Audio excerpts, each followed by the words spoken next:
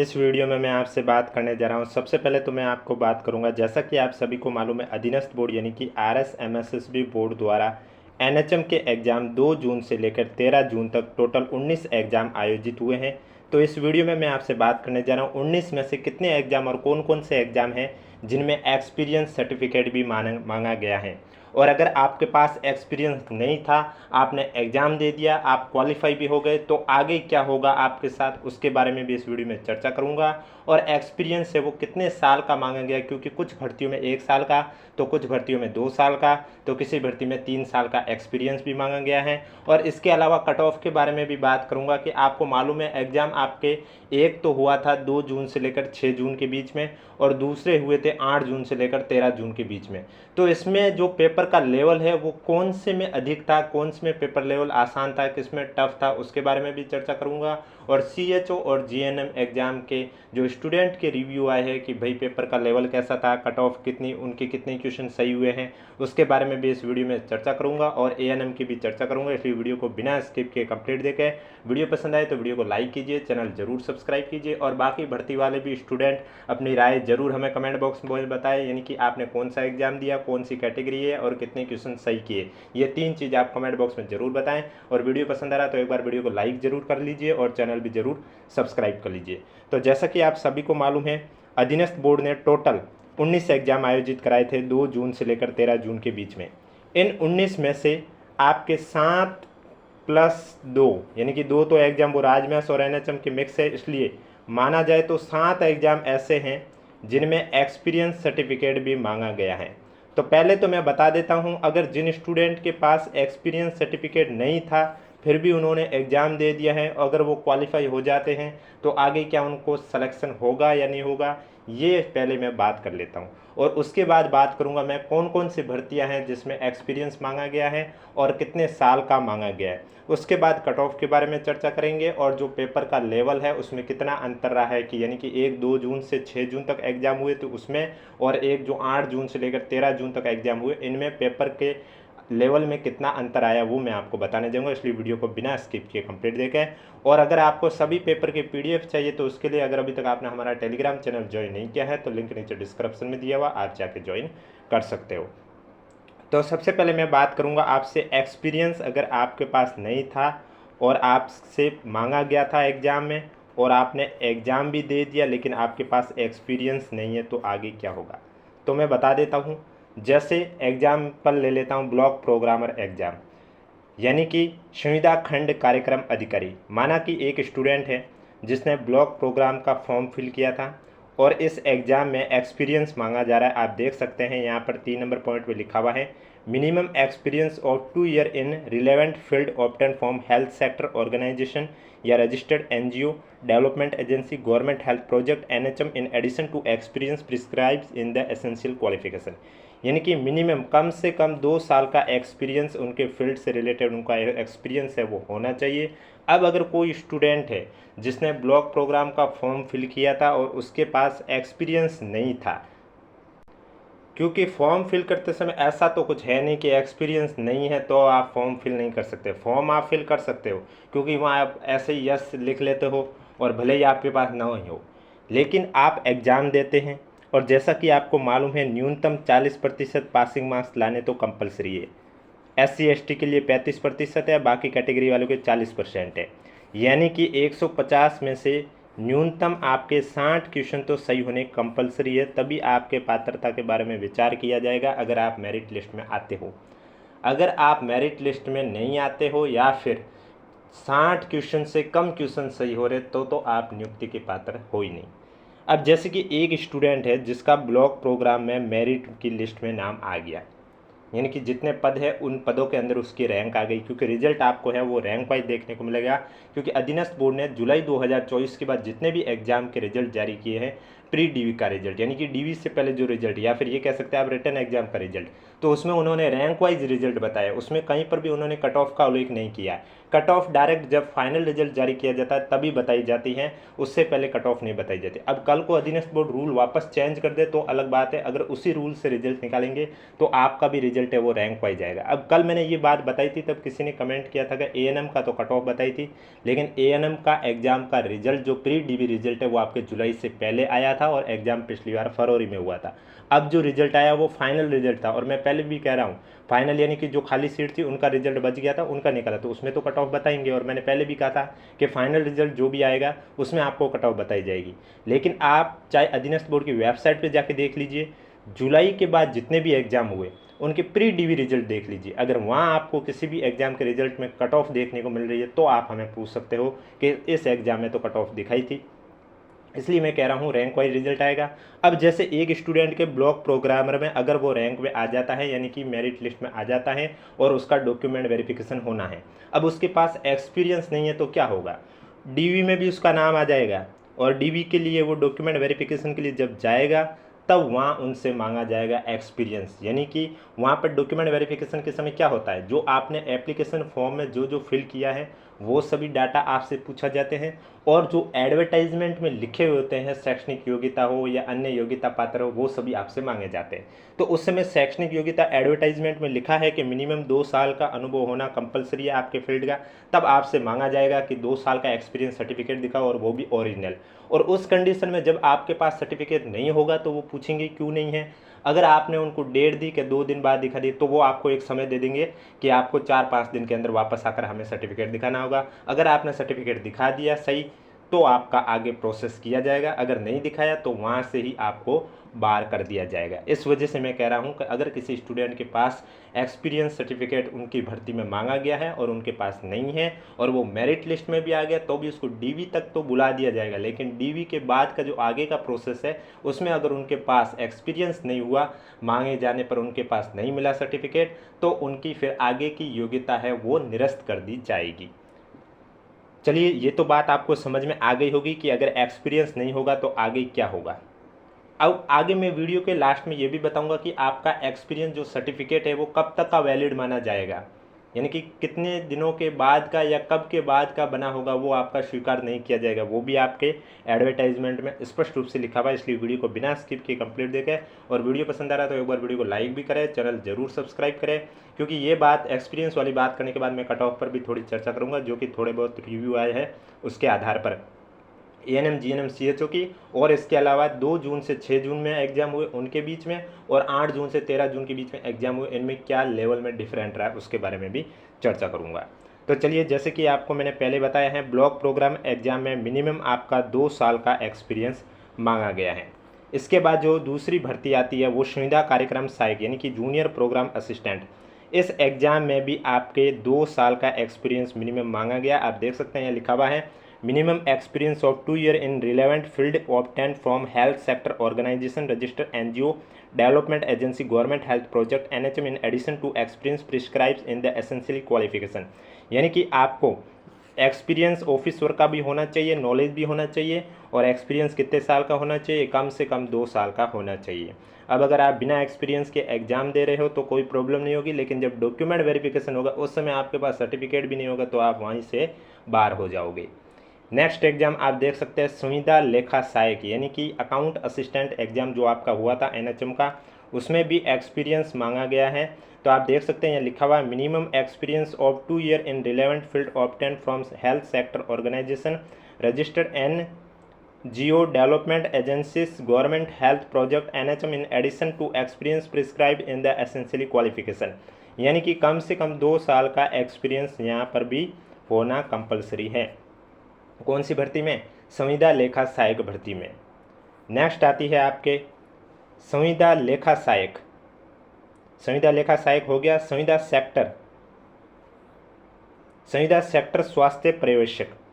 संविदा सेक्टर स्वास्थ्य पर्यवेक्षक जो भर्ती है इसमें भी एक्सपीरियंस मांगा गया है, यानी कि सेक्टर हेल्थ सुपरवाइजर जो एग्ज़ाम था उसमें भी एक्सपीरियंस मांगा गया है, न्यूनतम 1 साल का। Minimum experience of 1 year in relevant field obtain from health sector organisation या registered NGO development agency government health project NHM in addition to experience prescribed in the essentially qualification, यानी कि आपकी जो संविदा सेक्टर स्वास्थ्य प्रयोजक एग्जाम है इसमें भी न्यूनतम आपके पास 1 साल का अनुभव होना जरूरी है। अगर आपके पास अनुभव नहीं है, आपने एग्जाम दे दिया, मेरिट लिस्ट में भी नाम आ गया, तो आप डीवी में बाहर हो जाओगे जब आपके पास अनुभव नहीं होगा। नेक्स्ट, सोशल वर्कर एग्जाम यानी कि संविदा सामाजिक कार्यकर्ता। इस एग्ज़ाम के लिए भी आपसे एक्सपीरियंस मांगा गया और इस एग्ज़ाम के लिए मिनिमम 3 साल का एक्सपीरियंस मांगा गया है। आप देख सकते हैं minimum experience of 3 year in relevant field obtain from health sector organisation registered NGO development agency government health project NHM in addition to experience prescribe in the essentially qualification. Comment box में हम जरूर बताएं आप हमें आपका exam का नाम, 150 में से कितने क्वेश्चन सही किए और कौन सी कैटेगरी है, क्योंकि अभी तक ज़्यादा रिव्यू नहीं आए। फिर भी जो रिव्यू आए वो मैं आपको वीडियो के लास्ट में बता दूंगा कि स्टूडेंट के रिव्यू क्या रहे हैं सीएचओ में, एएनएम में, जीएनएम में। नेक्स्ट है आपका संविदा अस्पताल प्रशासक यानी कि हॉस्पिटल एडमिनिस्ट्रेशन एग्जाम। तो हॉस्पिटल एडमिनिस्ट्रेशन एग्जाम की बात करें तो इसमें भी आपके पास मिनिमम 2 साल का एक्सपीरियंस होना कंपलसरी है। यहाँ लिखा हुआ minimum experience of 2 year in relevant field obtain from health sector organisation registered NGO development agency government health project NHM in addition to experience prescribe in the essentially qualification, यानी कि जो आपका संविदा अस्पताल प्रशासक या फिर कह सके हॉस्पिटल एडमिनिस्ट्रेशन है, इसमें भी आपके पास मिनिमम 2 साल का एक्सपीरियंस होना कंपलसरी है। इसके बाद आपका जो नेक्स्ट आता है वो आता है मेडिकल लैब नहीं, बायोमेडिकल इंजीनियर। जो आपकी संविदा की बायोमेडिकल इंजीनियरिंग एग्जाम थी, ये आपका एक एनएचएम के थ्रू भी थी और एक राज मैथ्स के थ्रू। एग्जाम एक ही हुआ था लेकिन दोनों में है, तो दोनों में एक्सपीरियंस मांगा गया है और इसके लिए मिनिमम एक्सपीरियंस है वो 2 साल का है। आप देख सकते हैं यहाँ लिखा हुआ minimum experience of 2 year in relevant field obtain from health sector organisation registered NGO development agency government health project NHM in addition to experience prescribe in the essentially qualification, यानी कि कम से कम 2 साल का एक्सपीरियंस होना जरूरी है। ये तो एनएचएम की जो 7 भर्तियाँ 19 में से उनमें मांगे गए एक्सपीरियंस सर्टिफिकेट कौन कौन सी 7 भर्तियाँ थी उसके बारे में बताया है। वीडियो पसंद आ रहा है तो एक बार वीडियो को लाइक कर लीजिए, चैनल भी जरूर सब्सक्राइब कर लीजिए। अब राजवंश की भर्ती भी है, जैसे कि संविदा मेडिकल सामाजिक कार्यकर्ता, सोशल वर्कर में आपसे मांगा गया है एक्सपीरियंस कितने साल का, 3 साल का। आप देख सकते हैं यहाँ लिखा हुआ minimum experience of 3 year in relevant field obtain from health sector organisation NGO development agency health project in addition to experience prescribed in the essentially qualification. अब इसकी पीडीएफ, ये जो आपको एक्सपीरियंस की जो पीडीएफ है ये आपको हमारे टेलीग्राम चैनल पर देखने को मिलेगी, जिसका लिंक नीचे डिस्क्रिप्शन में दिया हुआ है। अगर अभी तक आपने ज्वाइन नहीं किया तो आप जल्दी से जाके ज्वाइन कर सकते हैं। नेक्स्ट है आपकी एग्जाम बायोमेडिकल इंजीनियर एग्जाम।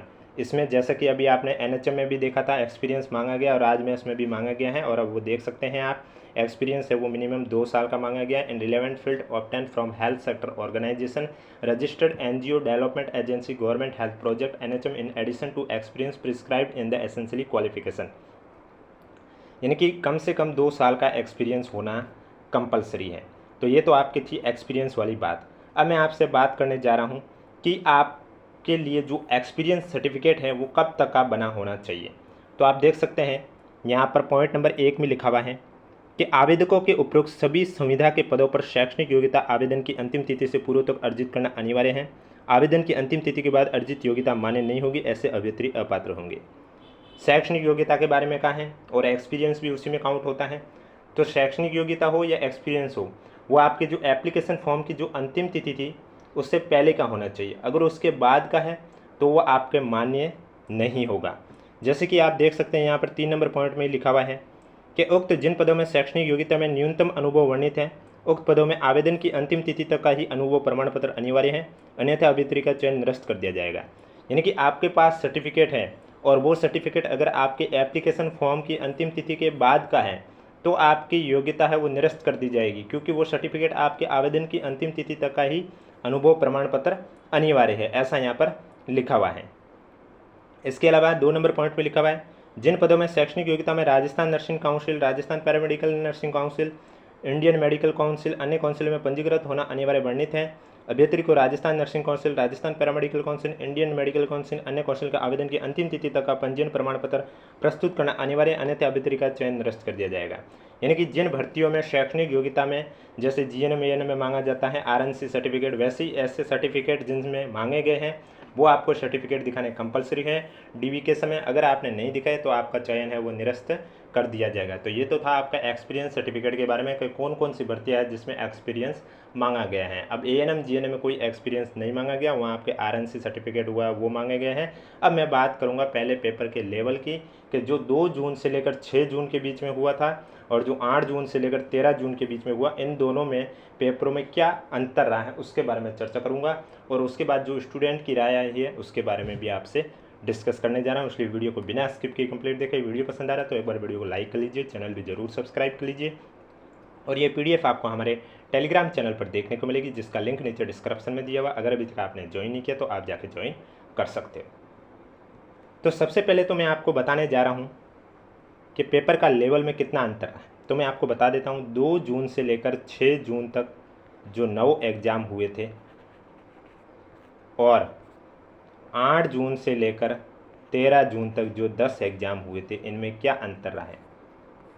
तो आपने नोट किया होगा या नहीं किया होगा मुझे नहीं पता, लेकिन मैंने ज़रूर नोट किया है कि 2 जून से लेकर 6 जून में जो कॉमन पेपर हुए हैं, कॉमन सब्जेक्ट हुए हैं, जैसे एनएचएम की हुई है, हिंदी हुई है, कंप्यूटर हुई है, जीके हुई है, जो मैंने आपको पेपर सॉल्यूशन कराए, उसमें देखा जाए तो 2 जून से लेकर 6 जून के बीच में जो पेपर हुए थे उनमें क्वेश्चन रिपीट बहुत ही मुश्किल से कोई मिला होगा, नहीं तो हुए भी नहीं। इनकी उसमें क्वेश्चन रिपीट तक नहीं हुए थे और क्वेश्चन भी बहुत हाई लेवल के पूछे गए थे। लेकिन 8 तारीख से लेकर 13 जून तक जो एग्ज़ाम हुए थे उनमें क्वेश्चन भी रिपीट हुए, वापस रिपीट हुए। या तो वो पिछले एनएचएम के 2 जून से 6 जून में पूछे गए क्वेश्चन वापस से पूछ लिए गए, या फिर जैसे कि एएनएम जीएनएम का पेपर था तो उसमें 8 से लेकर 10 जून या फिर 2 से 6 जून में जो पेपर हुए थे उनके क्वेश्चन है वो रिपीट होने शुरू हो गए हैं। अब बात सीएचओ और जीएनएम में करूं तो इनमें भी स्टूडेंट के रिव्यू से पता चला है कि पेपर का लेवल हाई था, यानी कि सीएचओ का पेपर ईजी था किसकी तुलना में, जीएनएम की तुलना में। जीएनएम का पेपर बहुत टफ था। इससे ये साफ साफ है कि सीएचओ की कट ऑफ है वो आपके हाई जाएगी, किसकी तुलना में, जीएनएम की तुलना में। कट ऑफ आपको मालूम है पिछली बार भी आपका एएनएम का एग्जाम हुआ, जीएनएम का एग्जाम हुआ, सीएचओ का भी एग्जाम हुआ था, लेकिन पिछली बार जो आपका एग्जाम हुआ था वो 400 में से हुआ था और इस बार आपका जो एग्जाम है वो 450 में से। पिछली बार ये 40% न्यूनतम पासिंग मार्क्स वाला रूल नहीं था, लेकिन इस बार ये आपका रूल है 40%, यानी कि 150 क्वेश्चन थे तो आपको 60 क्वेश्चन तो सही करने कंपलसरी है। अगर उससे कम सही किए तो आपका आगे विचार भी नहीं होगा, तुरंत आपको निरस्त कर दिया जाएगा। अगर उससे ज़्यादा सही किए तो फिर वो मेरिट के क्रम में देखा जाएगा। अगर आप मेरिट के अंदर आ रहे हो तो आप आ जाओगे, नहीं तो नहीं आओगे। लेकिन अगर 60 से कम सही किए हैं और आप जनरल, ओबीसी, ईडब्ल्यूएस कैटेगरी से, तो आपके बारे में आगे विचार भी नहीं किया जाएगा। एससी एसटी के लिए 52 से 53 क्वेश्चन है, क्योंकि उनके लिए जो न्यूनतम पासिंग मार्क्स है वो 35% है। अब सीएचओ में जो स्टूडेंट के रिव्यू आए हैं, कुछ स्टूडेंट के आए थे, किसी ने कहा कि हमारे 150 में से 106 क्वेश्चन सही। और अब स्टूडेंट एक बात, तो मैंने जो 3 चीज़ मांग रहा हूँ वो हर बार अधूरी दे रहे हैं। या तो कोई स्टूडेंट क्या करता है, कुछ स्टूडेंट तीनों चीज़ दे रहे हैं कि हमें एग्जाम का नाम भी बता रहे हैं, कैटेगरी भी बता रहे हैं और कितने क्वेश्चन सही हो रहे हैं। 3 चीज़ें मैंने आपसे मांगी गई है, स्टूडेंट दे रहे हैं। लेकिन कुछ स्टूडेंट एग्जाम का नाम बता नहीं रहे हैं, डायरेक्ट सीधा लिख रहे हैं कि इतने क्वेश्चन सही हुए, ना तो कैटेगरी बताते हैं ना एग्जाम नाम बताते हैं। कुछ स्टूडेंट एग्जाम नाम बताते हैं तो कैटेगरी नहीं बताते हैं, कह रहे इतने क्वेश्चन सही हुए। तो कुछ स्टूडेंट कैटेगरी और क्वेश्चन सही हुए ये बता रहे हैं, एग्जाम नाम नहीं बता रहे। तो इसलिए आपसे मैं फिर से निवेदन कर रहा हूँ, आप तीनों चीज़ बताइए तभी हम देख सकेंगे। और अभी तक ज़्यादातर रिव्यू नहीं आए हैं, फिर भी जो रिव्यू आए वो मैं आपके सामने पेश कर देता हूँ कि सीएचओ में जहाँ तक स्टूडेंट बोल रहे हैं कि हमारे 106 क्वेश्चन सही हो रहे हैं, तो कुछ स्टूडेंट कह रहे हैं हम ओबीसी कैटेगरी से तो 85 क्वेश्चन सही हो रहे हैं। कुछ स्टूडेंट कह रहे हैं हमारे 90 तो 94 क्वेश्चन सही हो रहे हैं। कुछ स्टूडेंट कह रहे हैं 89 क्वेश्चन सही हो रहे हैं। और कुछ स्टूडेंट एससी कैटेगरी के भी कह रहे हैं कि हमारे 66 क्वेश्चन सही हो रहे हैं। लेकिन कुछ 82 तक भी गए हैं। लेकिन जीएनएम की जब बात आती है तो यहाँ तक स्टूडेंट मुश्किल से गए होंगे, क्योंकि जीएनएम में जो स्टूडेंट के रिव्यू आ रहे हैं वो आ रहे हैं, कुछ क्वेश्चन कह रहे स्टूडेंट कह रहे 78 सही हुए, तो कुछ कह रहे हमारे 75 सही हुए। कुछ स्टूडेंट जीएनएम में बता रहे हैं कि हमारे 227 मार्क्स आ रहे हैं। ईडब्ल्यूएस कैटेगरी के बंदे कह रहे हैं हमारे 75 क्वेश्चन सही हुए। यानी कि 80 के पार शायद ही 1-2 के कमेंट आए होंगे। बाकी जीएनएम में, क्योंकि जीएनएम का पेपर भी सीएचओ की तुलना में देखा जाए तो बहुत टफ था, सीएचओ का पेपर है वो ईजी था, इसलिए सीएचओ की कट ऑफ भी आपकी हाई जाएगी। ये फिक्स है कि अगर जो पेपर टफ था उसकी कट ऑफ कम ही जाएगी और जो पेपर ईजी था उसकी कट ऑफ हाई जाएगी। और कम में भी आपके 60 क्वेश्चन से नीचे तो जाएगी नहीं, क्योंकि न्यूनतम जो पासिंग मार्क्स है वो आपके 60 क्वेश्चन तो है ही। एएनएम की अगर मैं बात करूं तो एएनएम भी अच्छे रिव्यू है। स्टूडेंट कह रहे हैं कि महिला स्टूडेंट, क्योंकि एएनएम भर्ती सिर्फ महिलाओं के लिए है, तो ये तो सीधी बात है कि जीएनएम और सीएचओ से एएनएम की मेरिट कम ही रहेगी। एएनएम की पिछली बार भी आपने देखी होगी, ओबीसी की 101 फाइनल कट ऑफ रही है 400 में से, और जीएनएम की कितनी रही है? जीएनएम की ओबीसी की रही है 400 में से पिछली बार शायद 216-18 के करीब रही है, क्योंकि जीएनएम में स्टूडेंट मेल फीमेल दोनों होते हैं, एएनएम में सिर्फ फीमेल होती हैं। और पहले वाली एएनएम महिला स्टूडेंट, क्योंकि आज के टाइम एएनएम बहुत कम करते हैं, जीएनएम ही करते हैं। आप फॉर्म फिल देख लीजिए, जीएनएम के 80,000 थे, एएनएम के 13,000 थे। इस वजह से एएनएम में जहाँ तक मुझे लगता है कि जो कह रहे हैं कि हमारे 75 क्वेश्चन सही हो रहे हैं, 80 क्वेश्चन सही हो रहे हैं, मुझे लगता है जहाँ तक उनका सिलेक्शन हो ही जाना चाहिए, क्योंकि पिछली बार भी कट ऑफ है वो इतनी कम गई थी। तो उस हिसाब से देखा जाए तो ये तो बहुत ज़्यादा नंबर हैं। बाकी तो रिजल्ट आने पे ही पता चलेगा, रिजल्ट रैंक वाइज आएगा तो उसमें आपको अपने आप पता चल जाएगा कि आपका फाइनल सिलेक्शन होगा या नहीं होगा। अब जब रिजल्ट आएगा तो मैं आपको बता दूंगा कि किन स्टूडेंट का फाइनल सिलेक्शन होगा, या कौन स्टूडेंट है रेंज के अंदर है, कौन स्टूडेंट है वो रेंज से बाहर है। इसलिए अगर अभी तक आपने चैनल सब्सक्राइब नहीं किया तो चैनल ज़रूर सब्सक्राइब करें। अब एएनएम क्या रहे कि ओबीसी कैटेगरी से हैं और 62 क्वेश्चन सही हो रहे हैं। अगर इनके 3 क्वेश्चन और कम पड़ जाते, यानी कि अगर ये 62 की जगह 59 क्वेश्चन सही कहते तो ये डिसक्वालीफाई पहले से हो गया। अब 62 क्वेश्चन सही हुए, अब तो देखते हैं कि रैंक आ रही है मेरिट के अंदर या नहीं आ रही है। कुछ स्टूडेंट्स, महिला स्टूडेंट का आया एससी कैटेगरी से 236 नंबर आ रहे हैं।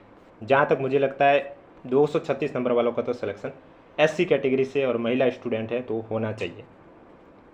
बाकी कुछ स्टूडेंट ओबीसी के भी हैं जिन्होंने कहा 82 क्वेश्चन सही है, इनका भी सिलेक्शन होना चाहिए आराम से। अगर ये कह रहे हैं नेगेटिव काट के 82 क्वेश्चन सही हो रहे हैं, तो फिर आप देख लीजिए एक क्वेश्चन 3 नंबर का, उस हिसाब से आपके हो गए हैं 246 नंबर। और 246 नंबर 450 में से एएनएम की कट ऑफ तो सिलेक्शन हो जाना चाहिए। इसके अलावा कुछ महिला स्टूडेंट एएनएम के बारे में ये भी बता रही थी कि उनके किसी के 75 क्वेश्चन सही हुए एमबीसी कैटेगरी में, तो किसी के 68 क्वेश्चन सही हुए, तो किसी के 80 भी क्वेश्चन सही हुए थे। क्योंकि एएनएम के पेपर में भी क्वेश्चन है वो रिपीट हुए थे, 7-8 क्वेश्चन तो सीधे रिपीट हुए, जो कि मैंने आपको 2 जून से लेकर 10 जून तक जितने भी एएनएम के एग्ज़ाम से पहले जितने भी एग्ज़ाम एनएचएम के हुए थे उन सब का जो मैंने आपको पेपर सॉल्यूशन कराया कॉमन सब्जेक्ट का। तो कुछ एनएचएम के टॉपिक बीच बीच में मैं बोल रहा था ये पूछा जा सकता है, जैसे कि मैंने आपको एएनएम के पेपर में बोला था, एएनएम से पहले एनालिसिस के समय कहा था कि एएनएम में आपको विटामिन से रिलेटेड क्वेश्चन छपेंगे, एनएचएम से छपेंगे, एनआरएचएम से छपेंगे, और वो सीधे छपे हैं। ठीक उसी तरह जब मैंने आपको एएनएम का पेपर सॉल्यूशन कराया था उस समय मैंने आपको कहा था, जब विटामिन का क्वेश्चन आया तो मैंने कहा जीएनएम में आपके हो सकता है पूछ ले कि विटामिन 2 टाइप के होते हैं, एक जल में घुलनशील और एक वसा में घुलनशील। जल में होते हैं बी और सी और वसा में होते हैं ए डी ई के। तो मैंने आपको कहा था हो सकता है जीएनएम में ये क्वेश्चन बन जाए, और जीएनएम में ये दोनों क्वेश्चन भी बन गए थे।